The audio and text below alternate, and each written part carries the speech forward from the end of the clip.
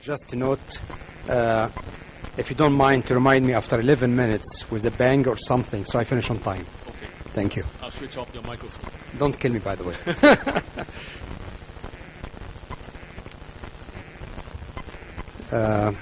We're talking about selection, fusion level, and to cover that, I have to cover a little bit of classification.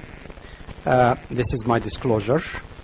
This talk is supposed to be for Dr. Oneba Boachi from New York originally, but for schedule reason, he was not able to come, and he passed me his talk. I used some of the slides, so there are some of the slides here are from Dr. Boachi. So just forget about all other kind of etiology. We remember only the two common etiology, either adolescent idiopathic scoliosis untreated and progressed, or de novo degenerative scoliosis an older age group. There are other groups. I may cover one of them later, the congenital, but those are the main two groups we're going to discuss. Patient like here, this is typical because the most common type is adolescent scoliosis left untreated. She was 11 years old, discovered with scoliosis, not treated, and now at age 63 shows a typical condition. Pain everywhere and curve of 56 and 80. But look at the last line. Her pain is not interfering with her daily living activities. So we have to be wise in decision making, although we classify her later and see what kind of scoliosis and deformities and so on. Is the wisdom here is not to do anything. Just continue with mild conservative treatment. This lady is active. Because, as you will hear in other speakers, adult degenerative surgery or adult scoliosis is not free of complication. This is versus another case with even a smaller curve now. It's not as bad as the last one. Has also scoliosis, thoracolumbar curve from adolescent and progressed. But in the same time, she cannot tolerate her pain. She continuously in pain. All conservative measures, all kind of injections were tried. And you can see also her main problem is thoracolumbar kyphosis. So sagittally is off balance, decompensated, as well as coronally. And this one will need surgery, although smaller curve than the last one I showed. So why they come to treatment? What the difference between an adolescent? Early this morning we discussed adolescent scoliosis and the appearance and the balance and the waistline and the hump. Here a different story completely. Here they come for pain, stenosis, and inability for daily living activities, the deterioration of quality of life. Lower in the list, curve progression. They don't come and say my curve went to 60, fix me. That's not the case. And of course the last thing, if ever, cosmesis, which is very important for adolescents, is not the case here. So our priorities in decision making completely different when we come to deal with adult scoliosis.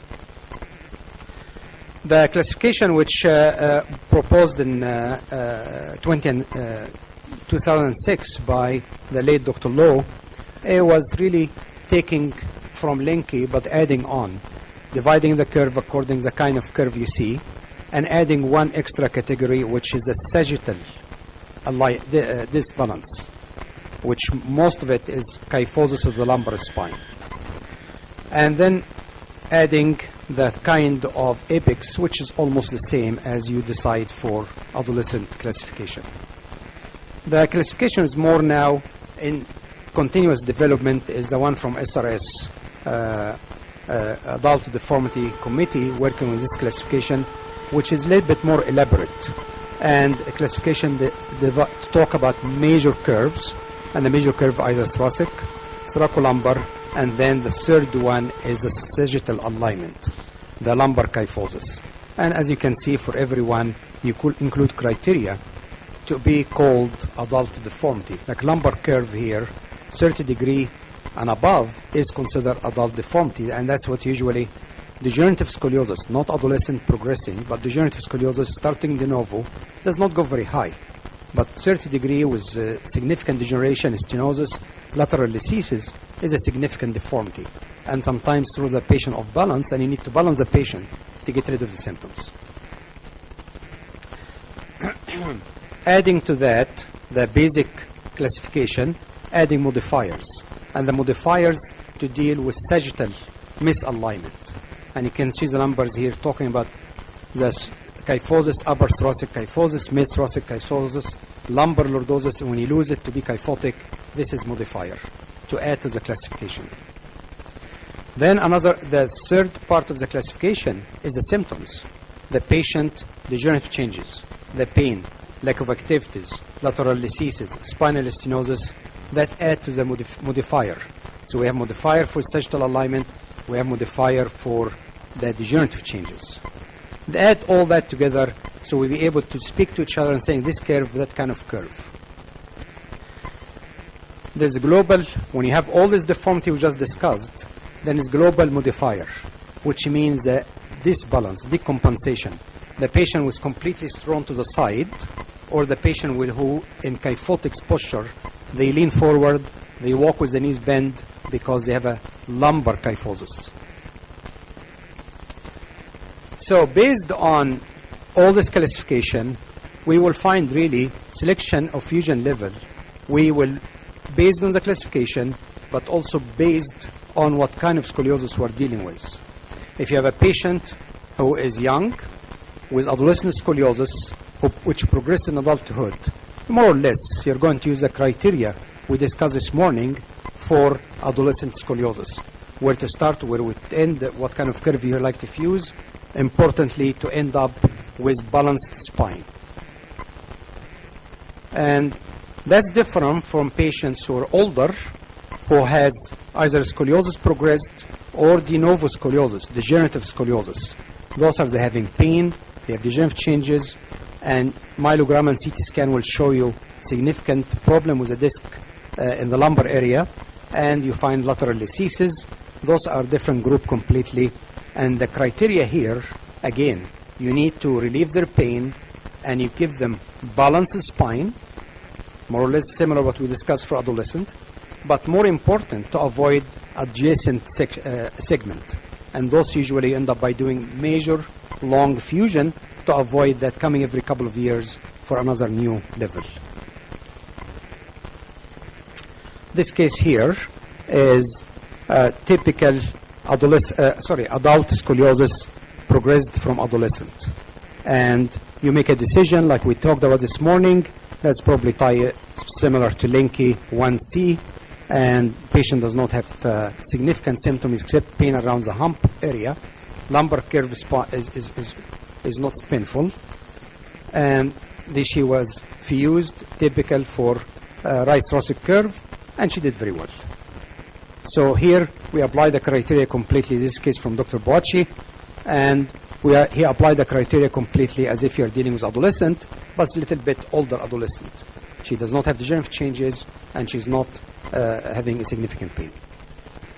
This is my patient, just to show not always you need to give all spine deformity, all the spine fusion, as I just mentioned early. This is typical degenerative scoliosis. It's a 38-degree lumbar curve, older man. He has a lot of cardiac problem, and he cannot tolerate major surgery. His pain is upper lumbar, failed every possible treatment for almost 6 or 7 years. Decision was to do minimal invasive, but here, what do we need to do? To stabilize the area which is causing the pain, to fuse it. But it's more important to have him balanced. And we're able to do that with a 360 fusion using XLIF for lateral access, and then percutaneous posterior fusion. So it's not always, when I start talking about scoliosis in adult, not always we need to fuse from T2 to L5. Sometimes you need to handle degenerative scoliosis. That's not adolescent, that's degenerative scoliosis, just for the degenerative area, as we heard in previous talk.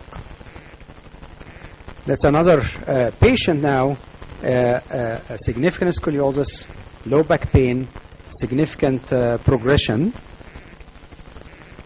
But it's important thing, you look at the side bending, and you can see L4-5 on the side bending are balanced, horizontal, perpendicular to the pelvis, or parallel to the pelvis, I should say, and perpendicular to central sacral line.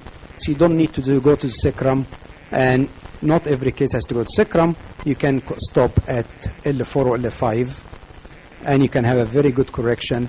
Again, this case, it showed the point, even in older patient, even with progressive significant scoliosis, so long you don't have spinal stenosis, you don't have degenerative changes to warrant major decompression, then you can apply the rules of adolescent scoliosis.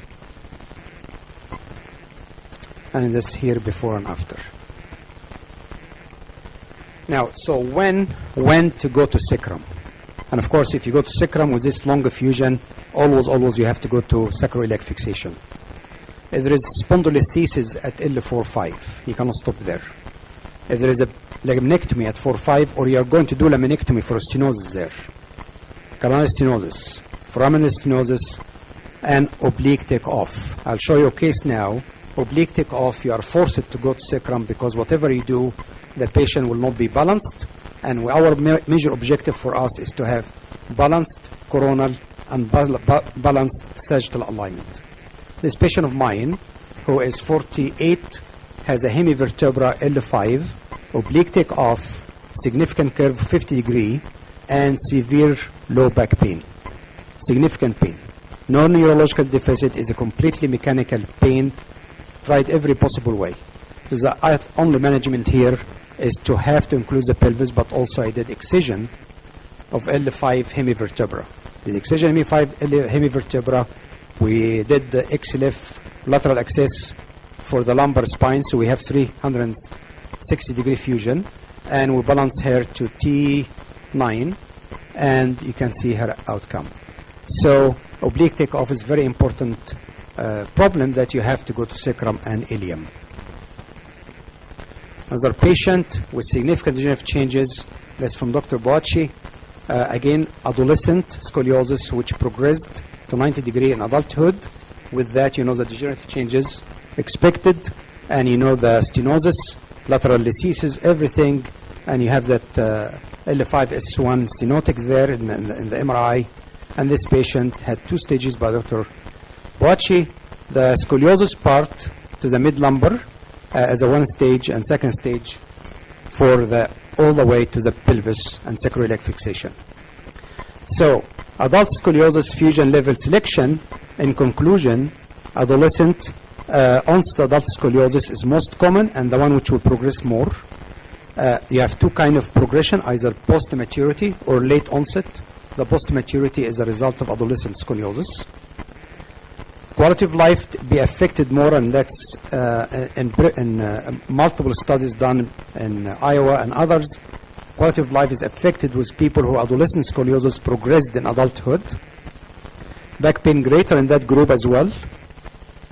And fusion level are modified. They start with the idea of adolescent scoliosis, but we modify it according to adulthood characteristics. The pain, the disbalance, listhesis, stenosis, etc. Thank you very much. Thank you, Kamal. You did very, very well.